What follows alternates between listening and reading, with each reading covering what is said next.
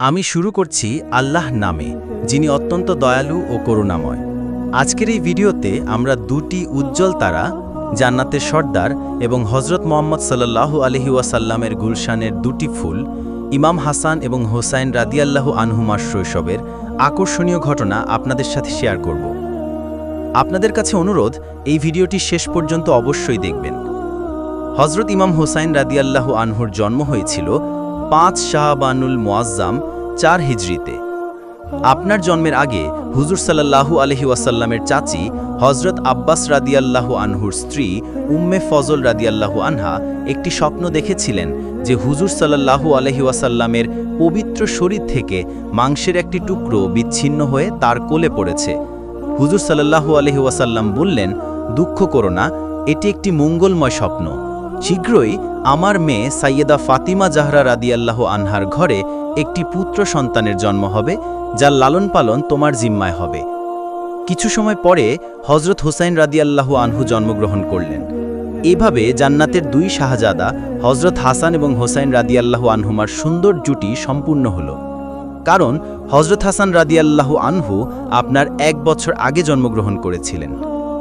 যখন হুজুর সাল্লাল্লাহু আলাইহি ওয়াসাল্লামের কাছে খবর পৌঁছালো, তখন তিনি আগমন করলেন এবং বরকতের জন্য তার পবিত্র জিহ্বা নবজাতকের মুখে দিলেন।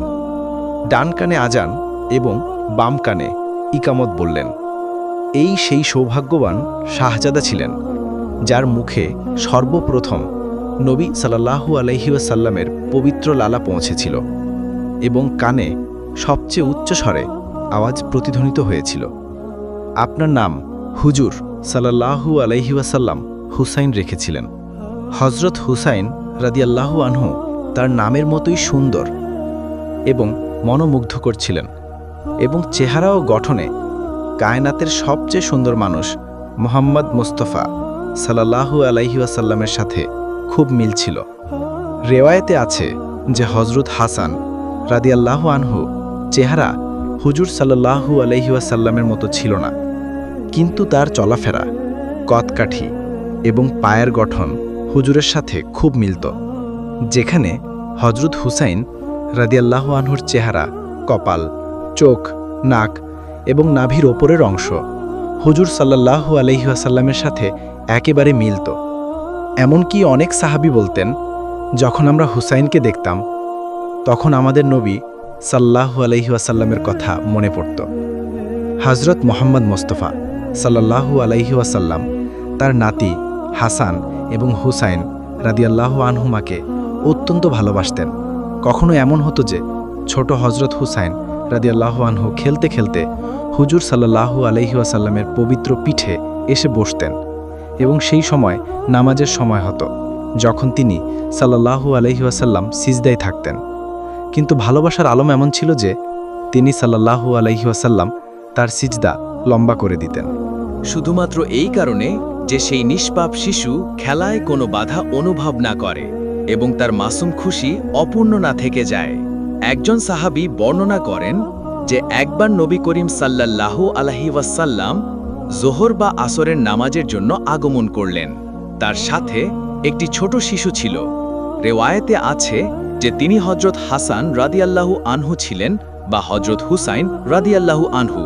রাসূলুল্লাহ সাল্লাল্লাহু আলাইহি ওয়াসাল্লাম তাকে ভালোবাসার সাথে কোলে তুলেছিলেন।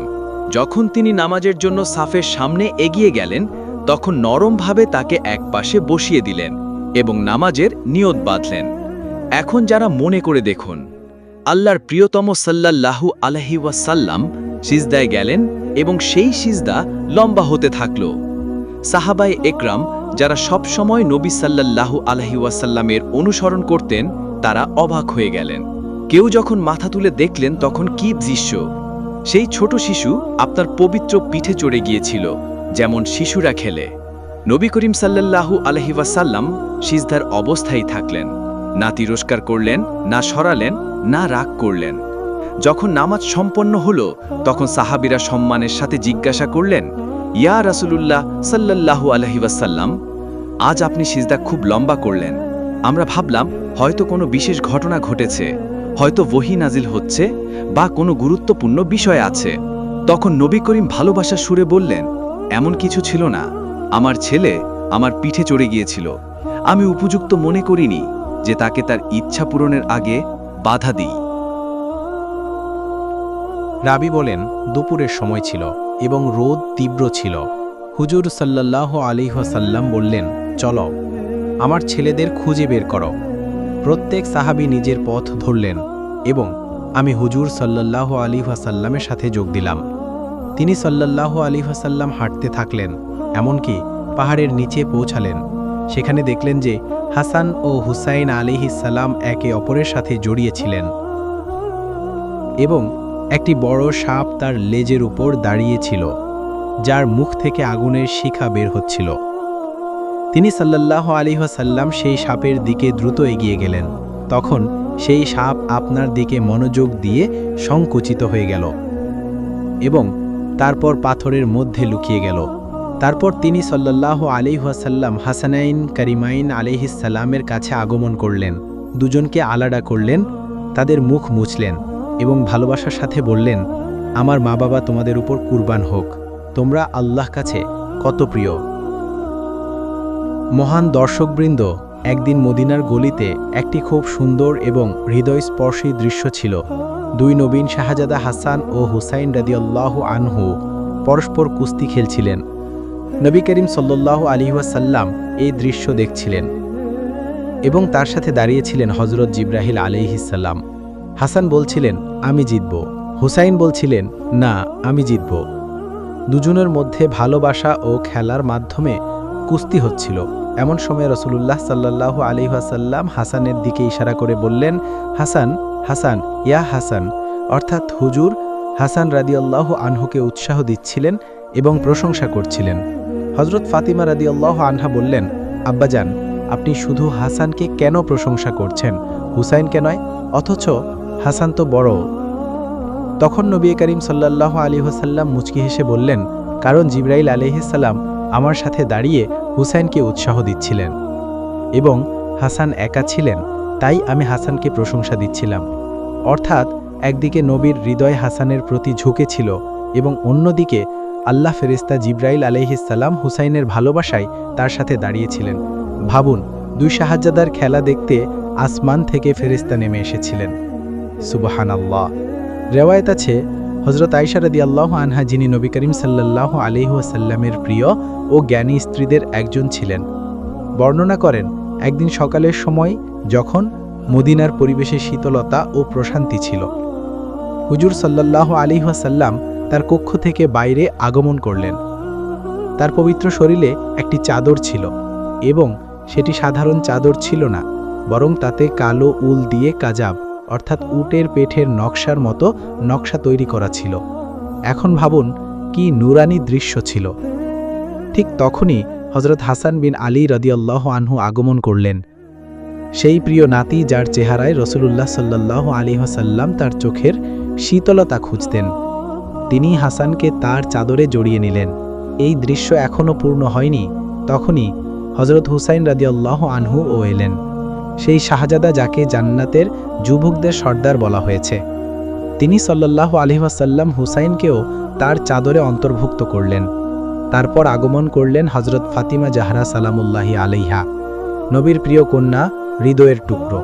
তাকেও তিনি তার রহমতের চাদরে সমাহিত করলেন।